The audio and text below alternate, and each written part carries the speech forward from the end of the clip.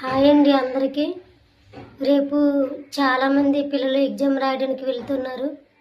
అయితే కొంచెం లేట్ అయినా చాలా వరకు లిఫ్ట్ ఇవ్వడానికి ట్రై చేయండి. ఎవరైనా లిఫ్ట్ అడిగితే మీరు కాదు లేదు అనకుండా దయచేసి వారికి సహాయం చేయండి. వాళ్ళకి లిఫ్ట్ ఇవ్వండి. మీరు ఒక్క క్షణము లిఫ్ట్ ఇస్తే వాళ్ళ జీవితాంతం సంతోషపడతారు. దయచేసి ఎవరు కాదనుకుంటా లిఫ్ట్ ఇవ్వండి.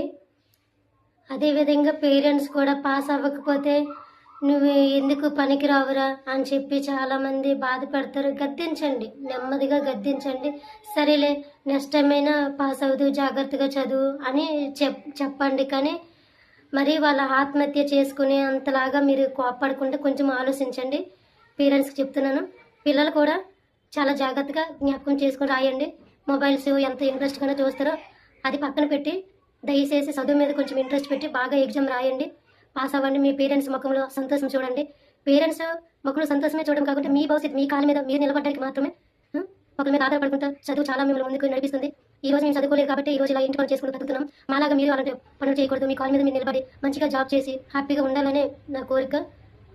దయచేసి లిఫ్ట్ ఇవ్వండి. ఇది పేరెంట్స్, స్టూడెంట్స్ కూడా